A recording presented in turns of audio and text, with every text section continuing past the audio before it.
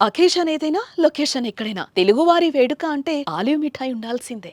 కారుతో గుద్ది వేట కొడవళ్లతో దాడి చేసి కాంగ్రెస్ నేతను దారుణంగా హత్య చేసిన ఘటన అనంతపురం జిల్లాలో సంచలనం రేపుతోంది.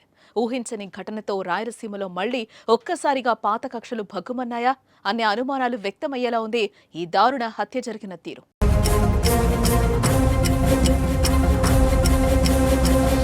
కాంగ్రెస్ పార్టీ ఆలూరు నియోజకవర్గం ఇన్ఛార్జితో పాటు ఎంఆర్పీఎస్ రాయలసీమ అధ్యక్షుడిగా లక్ష్మీనారాయణ వ్యవహరిస్తున్నారు. ఈ నేపథ్యంలో గుంతకల్ నుంచి చిప్పగిరికి లక్ష్మీనారాయణ వెళ్తున్నారు. ఈ నేపథ్యంలోనే గుర్తు తెలియని వ్యక్తులు అతన్ని అతి కిరాతకంగా హత్య చేశారు.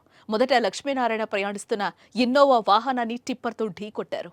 ఆ తర్వాత కారులో చిక్కుకున్న లక్ష్మీనారాయణపై కత్తులతో దాడి చేసి తీవ్రంగా గాయపరిచారు. అయితే తీవ్ర గాయాలైన లక్ష్మీనారాయణను వెంటనే ఆసుపత్రికి తరలించినా అప్పటికే ఆయన చనిపోయినట్టు వైద్యులు నిర్ధారించారు.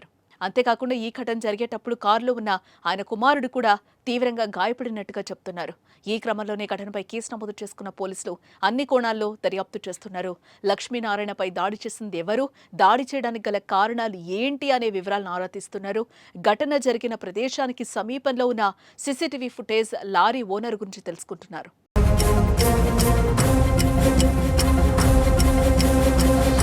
మరోపక్క ఈ ఘటనపై ఏపీ కాంగ్రెస్ చీఫ్ షర్మిల తీవ్ర దిగ్భ్రాంతిని వ్యక్తం చేశారు. ఇంతటి దారుణమైన రీతిలో ఒక రాజకీయ నాయకుడిని హత్య చేయడం పట్ల అసహనం వ్యక్తం చేశారు. లారీతో ఢీకొట్టి వేట కొడవళ్లతో నరికి చంపడం అంటే రాష్ట్రంలో శాంతి భద్రతలు ఎంత దారుణంగా ఉన్నాయో అర్థమవుతుందని అన్నారు. ఈ ఘటనపై పోలీస్ శాఖ అత్యున్నత విచారణ జరిపించారని, నిందితులకు కఠిన శిక్ష పడేలా చూడాలని షర్మిల డిమాండ్ చేశారు.